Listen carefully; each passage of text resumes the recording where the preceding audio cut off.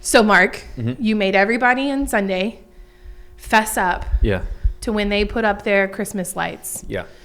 So when do you put up your Christmas lights? I would have been answer B, sometime in November. Just whenever. Yeah. I like it before Thanksgiving. Like on purpose? Like you want them up for the meal, or is it just like a timing issue? Well, partly it's a timing issue because we travel to Arkansas. So if I wait till after Thanksgiving... I suddenly just panicked that I had forgotten to push the record button. Okay. Sorry. We on? Yeah. If we wait till after Thanksgiving, my lights may not be up till the middle of December because of just life. So I gotta get them up before I go to Arkansas, so we come back and lights are on at Christmas. Yeah. But then also, probably since like 2020, it's been like we just need Christmas lights up early to like brighten things. But I don't know, it just feels like because we have such a like people decorate for Halloween now, we just like roll right into Christmas. Yeah. I don't care about Thanksgiving needing to have its time. It can have a day. It doesn't need a Okay. I'm just saying. You have some feelings about it. I'm saying, yeah. Yeah. It doesn't have to be like right after Halloween. In fact, our Halloween stuff was up probably a week or two after Halloween. Oh, it's still up. Yeah. Yeah. Like we had ghost in our front porch. I love it. Yeah. What about you? Well, and if your answer is C, we're about to have a fight. What was answer C? Is that the right after? That's the you cannot put it up until after Thanksgiving. Okay, so we don't put it up until after Thanksgiving, but I don't have strong feelings about it. Okay. Now, if Steven was here, he might fight you. Okay. 2 nines fighting over. Yeah, it seems unlikely, but here we are. Really important. Yeah.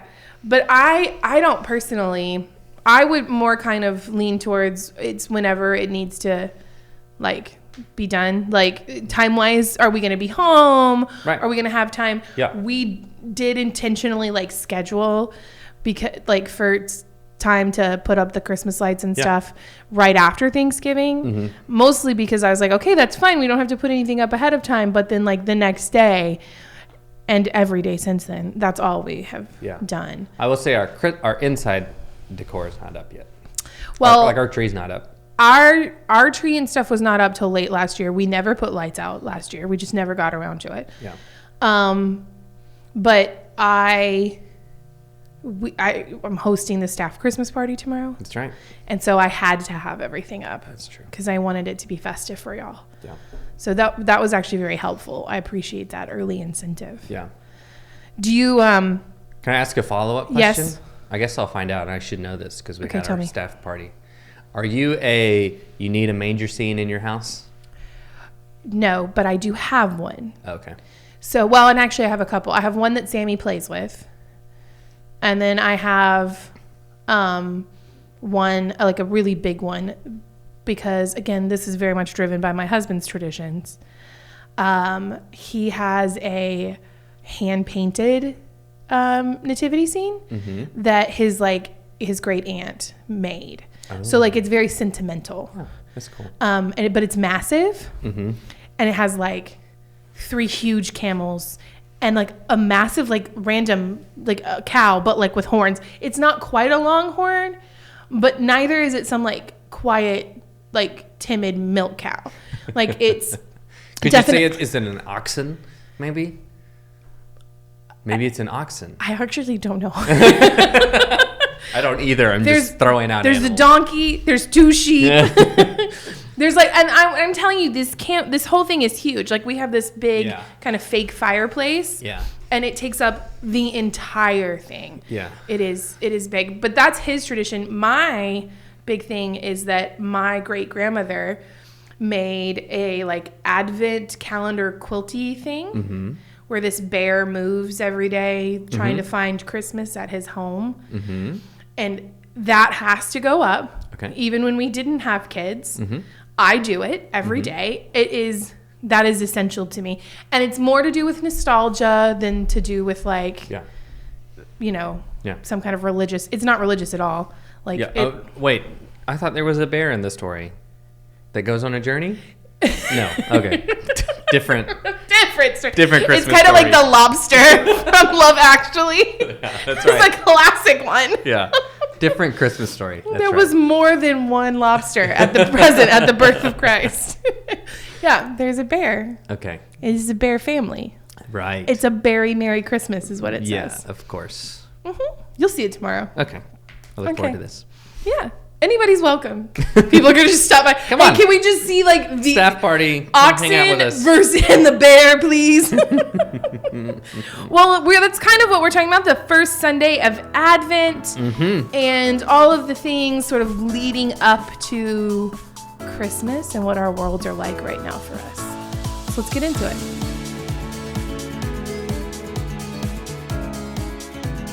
I'm Becca. I'm the pastor of Family Ministries here at Katy First. And I'm Mark. I'm the senior pastor here at Katy First. Welcome to the Katy First Family Podcast, where we offer ideas, inspiration, and encouragement to help you and your family grow as joyful disciples of Jesus Christ. This week we are talking about why a weary world rejoices and the end is near. The end is near. And my very first question, Mark, Yeah. is why are you such a bummer? It's supposed to be the happiest time of year, and you're like, let's start with doom and darkness. I used to always preach the first Sunday of Advent because it would often fall after Thanksgiving, Right. and being the associate, I would often get the Sunday after Thanksgiving sermon. And so I've had to preach numerous times on these bizarre lectionary apocalyptic texts that it's now ingrained into me. Now you have a deep love for them. Now I'm like, oh, maybe there's something good about this. There definitely is. Oh yeah, of course there is. Yeah, no, it is funny. I mean, right? Because so there's a thing called the lectionary, which even people who've probably gone to Katy First for a long time may or may not totally be. Yeah. But lectionary is this rotation of scriptural texts that are to be read in a worship service. This is an ecumenical thing. I don't even know when the lectionary began. Do you know? I don't even know who put it together. But it's a 3-year cycle. There's certain scriptures that are that go with these Sundays, and so during the season of Advent in particular, we're following the lectionary text, and the lectionary sort of has these themes, and always the first one in Advent is the texts that have to do with not the first coming of Christ in Christmas, but the second coming of Christ, the return of Christ, and it's these apocalyptic texts that feels weird and scary and doomsday and until you sort of like set them back into place and go, wait a minute, no, there's something else that maybe we need to retrain our ears to hear this. Anyway, we get Luke's version of it in this week, and then we the lectionary also has a Old Testament prophet, Jeremiah, and they pair well together because both are sort of in the same context. Jeremiah is within the fall of the first temple. Most scholars think that all these words that Jesus, when he's talking about the end of the world sort of thing,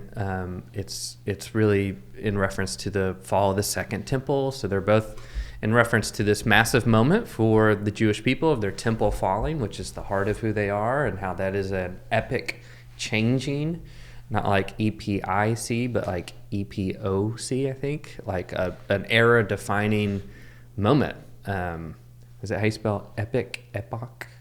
I think it's CH. Maybe CH. And also, isn't it epoch? Maybe it is. I really don't know. Okay, that's fine. We don't have to know everything. Yeah, we don't have to know everything. But so these are so we talk about you know me. I love to play on weird things like the apocalypse you've been waiting for and the end is near. I really kept waiting for you to like pull out like a little cardboard sign. The end is near. Oh, I should have. Like just stand there on the street corner. The end is near. And how, it's sort of a recognition of a hard world. It's a recognition of a destructive world for Jeremiah and for Jesus in the first century Jewish and Christian people that like these are massive reality things that are happening, and so it is an end, and it feels like their world is ending.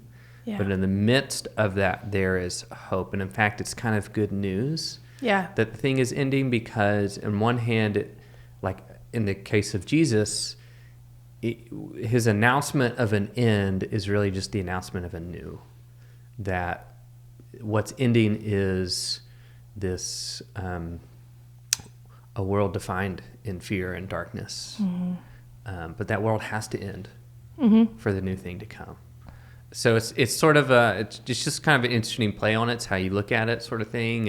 And Jeremiah, his is not necessarily like it's good news that things. His is bad news, like things are ending, but God still, surely the days are coming, says Jeremiah, or at least says God through Jeremiah. Surely the days are coming when I will fulfill the promise, when justice and righteousness will be in the land. And of course, our New Testament authors say, well, that's Jesus. We think Jesus was that fulfillment. So, it's as we enter into that kind of kicked off our series of identifying with the weariness of our world, identifying with the hardship of life. And I think Advent invites us into that, into that sort of darkness, not to get overwhelmed by it or to just like be overly gloomy or anything, but to say that this is a reality in our world. And part of the good news of Advent and Christmas is that this sort of trains us to see how God works in the weariness so that we can be a people who still has hope and has cause for rejoicing amidst the hardship. Yeah. So you had us write down things that make us weary, or that where not make us weary, but where we feel. A weariness. And so we wrote them down on little blue pieces of paper that you had nicely and kindly provided in the seat back in front of us. And so we wrote them down, and then we crumpled them all up. Yeah. And we chucked them at you. Threw them at each other. No, you really. Said at me. It is 100%. I kind of thought that people might throw them like sideways. But they were throwing it at really me. Came toward you. That's funny. It was pretty funny. Yeah, I really enjoyed it, especially like playing back the service on YouTube. You should go watch it. I should, because it's really, that moment's really funny. But we threw those, and it felt like this kind of weird. I actually got kind of choked up writing mine for a second, so please quit that. But like, I wrote it. It felt really true, and then we crumpled it up and we threw it, and it would have been. I mean, it would have been weird to just leave it there. Nobody thought we were going to leave it there, but the way that you brought it back, I thought was really, really special. Yeah. So. Yeah, we talked about this. You knew it was coming, and I was ready. Yeah, I was like, I'm gonna throw it from the pulpit. And I wasn't really sure how it would pan out and that sort of thing. I was a little surprised. Like, it really did sort of felt like this cathartic moment. It did. To just like, to crumble this thing up that has made me so weary and frustrated and angry, and just chunk it. And it was kind of, it was light and funny, and we made it like a snowball fight. But then, as you said, we came back to it in the sermon, and how you can pick those up, you can kind of flatten them back out, and I think on one hand that flattening back out may say like, maybe your frustration is something that you want to happen, it's not, and to say like, you can flatten this out because this doesn't have to be over. In hindsight, there's just not enough time to get all the things. In hindsight, I think it also could have been said like, I think Advent also invites us to say, we can let go of this thing too. Yeah. Which is a little harder. It's not that. Sometimes those things are gone, and Advent allows us to let them go and then dream again. Yeah. Not to have to say the dream's not over, but to say, no, it is, but a new thing can still come. Yeah. When we let go of that. So we pick that back up, open it back up as sort of a posture of openness to what God can keep doing in Advent, and then invited folks to take it home with them and pray for one another in whatever paper they picked up and whatever someone else's weariness that they might have. So it ended up kind of going over well. I think one of the things that always strikes me in Advent is that nobody likes to wait, but okay, we're waiting for Christmas. But I feel like Advent points us back to this real biblical story, not just Jesus. But because we talk about this with youth and children all the time, because when we read scripture, when we read stories of people in scripture, often those stories are really hard or scary, or sad, you know, like, so you go to teach like the Moses story, right? Okay. So baby who's going to be murdered by the government. And so his mom, the best recourse is to put him in a basket and float him down a crocodile-infested river, right? And then he gets adopted by a princess. Great. Except, you know, sort of then ends up back with his mom, and then he doesn't know who he is, and then he murders somebody, and then he runs away from home. And then, like, I mean, it's just like this very tough. And then even like, I never really thought about teaching the story of the plagues. God does not look great in that story. I'm just going to tell you. Right. Yeah. And so one of the things we have to talk about so often in any Bible story is how, yes, there's going to be hard spots. There's going to be sad spots. There's going to be scary spots. If that's where you are when you're reading this story, hold on, because it's not over. Yeah. And we know, and that's always true, every Bible story, it may take several chapters, even the next book, you know, before you really see that redemptive hope coming through. Yeah. But if God is writing the story, and God is always writing the story, then it's not going to end in the hard, sad, scary spot. Yeah. And so if that's where you are, just hold on. Yeah. And I feel like Advent is really that tension for us. Because that's the world we actually live in, where it is hard, sad, scary. It's not only hard, sad, scary, but it is that, and it does make us weary. And yet, in the midst of it, we do have this rejoicing and this hope. Yeah. Because, as you called it, it's the both and. Yeah.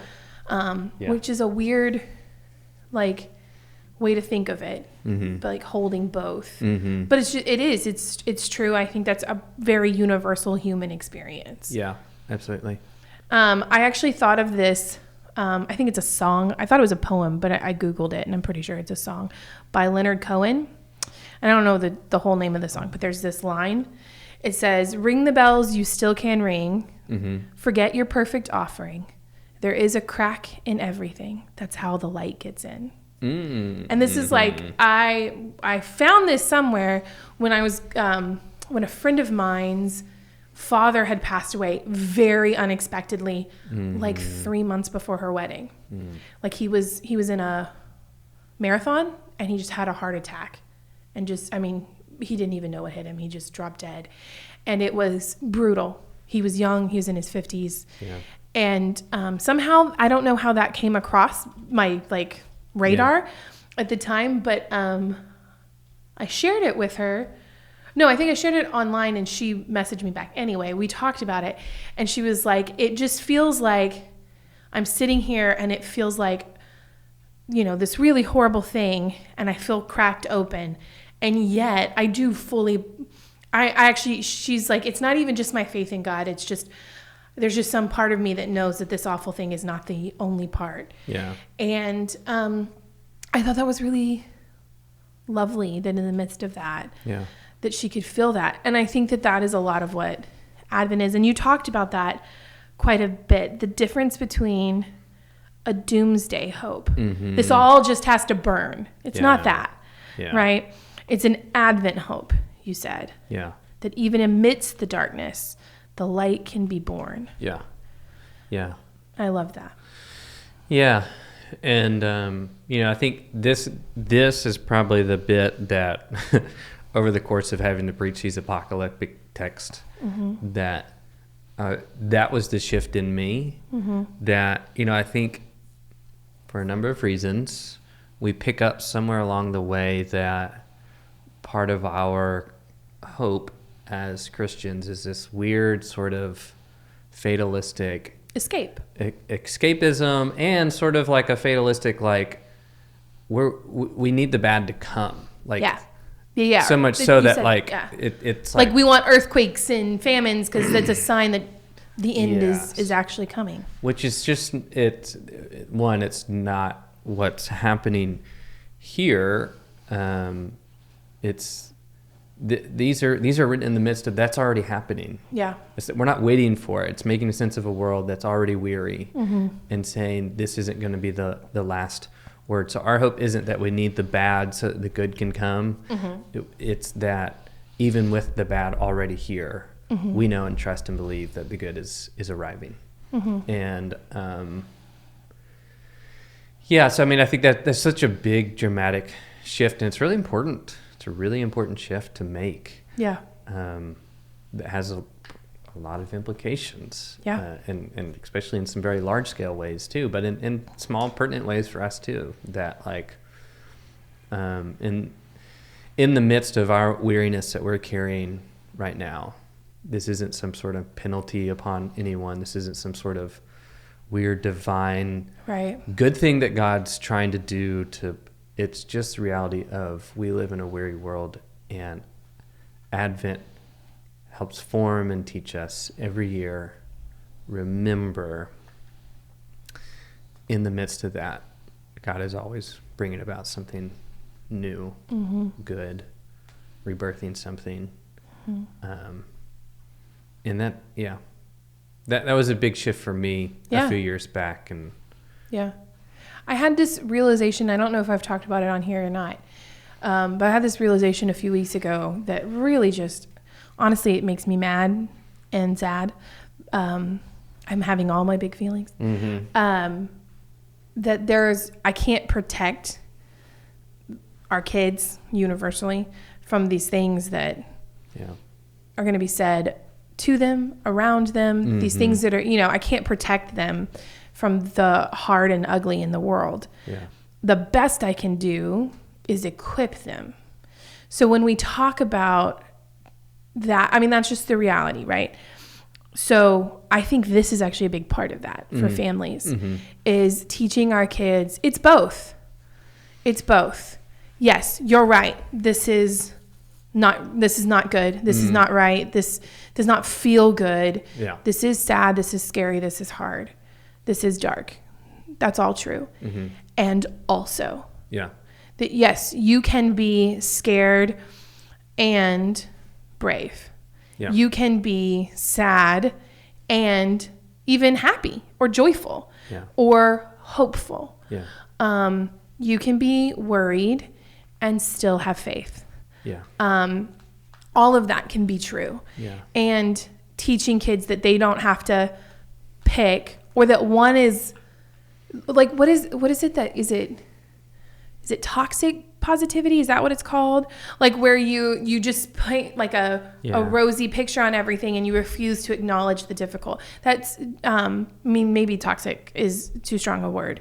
And I was just trying to think of what it's kind of called, but I think that sort of fake positivity that's just not respectful or validating of the actual feelings that we have, and modeling that in front of our kids, walking through it with them. There, and like in small ways. I've had a ton recently of conversations with students and parents about how overwhelming school is feeling right now. Just like, end of semester stuff, and it just feels really hard. There's like a lot happening, and it's just a lot for students. And don't tell them like, no, it's fine, you got this. You can say like, yeah, no, this is hard. And also, I've got you and we love you and you can do hard things. I mean, it can be both. You can feel overwhelmed by it and not go under. And have hope that they won't always be like this. It's a hard thing to do. And it's the thing I think that Advent invites us to do, to sit in the tension. and practicing that when you're younger gives you the mental and emotional resilience and faithful resilience as you get older. Yeah. Yeah. Yeah, I agree. I mean, I think that is, it's Advent, I think is kind of like, well, I guess like any of our seasons that sort of have this sort of like strong, like, I don't know, like story or sort of invitation, kind of like Advent and Lent or whatever. Yeah, yeah. It's like, it's not that it's just this one time of year. Yeah. But this is the season that teaches us how to do this all the time. Yeah. And how like, right. Like we're talking about it now here in Advent, and it leads into Christmas, but it's not like this ends. It's not like this is just a December thing. Mm-hmm. This transfers to every other time that when there's hardship, it's this season of Advent that's reminding us and telling us the part of our Christian faith. Yeah. That why through the hardship, God's working and doing something good. Yeah. Not in the suppression of it, the ignoring of it. Right. But the invitation to walk through it and trust. Mm-hmm. This is sort of that training for us. Yeah. Which is to say, like, maybe, and Barry kind of brought this up on Sunday. I know there was people who walked in on Sunday and they were not feeling weary. And it's like, I don't want to like force you into weariness, but so even if you don't feel weary, which is great for you, yay, it's still good. You will eventually. Like this is that kind of, again, it's like we don't repeat these seasons for nothing. Yeah. Well, they're forming and shaping us and doing something good in us. I think it's important to note that Jesus was not born on December 25th. Yeah, right. And that there's, I think, there's lots of reasons, and there's historical debate, blah, blah, blah. But I think what's a real gift of Advent is the fact that it happens at the right time of year, when it is actually darker outside. Yeah. When there is more darkness, more nighttime than there is daytime. Mm-hmm. And I think that that's another really helpful thing to do in families is lean into the seasons that are already around you. Harder to do in Texas, for real though. But like lean into these seasons or the seasons of the church, both, whatever, because they will teach you that all things pass. The next thing happens. Yeah. It's always, when you are young, it does not feel like that. Yeah. It just doesn't. And there's nothing wrong with that. You just don't have the longevity to know that this will go around again. Yeah. And whatever season you're in, you're going to get out of it. Yeah. And then it'll come back. Like that's how it works. Well, and this is, you can cut this if it's too silly, but I've read that even like a year feels longer. Yeah. Because literally, like if you're 7, 1 year is 1/7 of your life. Well, that makes sense. Yeah. If you're 77, do the it's math. Like nothing. So it's why time feels like it passes later because relative to how long you've been older. So that makes some sense. Yeah. So I don't think that's silly. I think that's why it would make sense for a kid who's maybe going through a hard season for a time, even if you're telling them it's just a season. Well, that season, relative to the full length of their life, may feel it is really long than it does to you. Yeah. And to have someone who can help remind them and carry them through it. Yeah. Yeah. When I learned that, I was like, oh, that's kind of an interesting thing. No, that's such helpful perspective. I think too, because like nobody likes, when I was in my 20s and I remember one time I got really, really mad about something and I felt everybody in the room should be mad about it. And they were like, well, we're just older and we just know like, it's not worth that energy. Mm-hmm. And I was incensed by that. Like that did not help my anger. Yeah. I was like furious. And I think that that's really true. It is a lot of their life and there's no way for them. You can tell them, they may not believe you. They probably won't. Mm-hmm. I think still telling them is the right thing. Mm-hmm. Still saying like, hey, I know this feels like a lot. It is a lot. You are doing a really hard thing, or this is really sad. And you're right to have these feelings. Yeah. And also.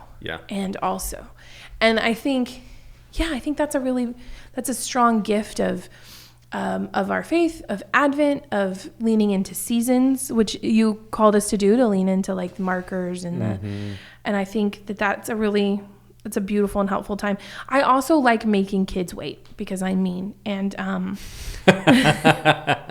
We talked about it a lot this past week in family Advent during the Sunday school hour, where he talked about like, what are we excited about for Christmas? And they named a bunch of things. I was like, you can't have it for another 24 days. Like, I was so mean. Yeah. It's like, it's this idea of like waiting and waiting and waiting, but that waiting actually helps us. Because it teaches us a lot of things, and that's what we're going to talk about, and blah, blah, blah. And it was really, I do think it's good. Learning to wait in tension is tough and also super helpful for actually weathering the real world, the real life experiences we're going to have. Yeah. So good luck. Yeah. Holding that line, even if you already put your Christmas decorations up and they've been up for over a month now. I think that's great. I do. Well, thank you so much for joining us today, and we hope that you have found some inspiration and encouragement, and maybe even a couple of reasons to rejoice for yourself and for your family. If you'd like to get our podcast delivered directly to you each week, you can subscribe or follow us on Apple Podcasts, Spotify, or YouTube. For more information about Katy First and all of our upcoming events for your family, you can visit our website at katyfirst.org. Mostly we want you to know this, that in the middle of your ordinary, messy, both and life, whatever that looks like for you in this moment, that you are not alone. You are doing a good job, and you are so, so loved. Yep. And a couple invitations. You already mentioned Advent for Families, 9:45 in our fellowship hall. We'd love to see. I'm dancing. You can't see it. Yeah, can you feel the dancing if you're listening? Yeah. Feel the vibe. And then we'd love to see you on Sunday. Next week, we'll continue our weariness, rejoicing. And Christmas Coffee House. We got Christmas Coffee House. Karaoke, yeah. Oh my gosh, everyone, I'm so excited. Come sing. I can almost guarantee you Miley is going to be breaking out Let It Go. Oh my gosh. Almost guarantee it. I really hope so. I'm living for it now. That's definitely probably going to be happening.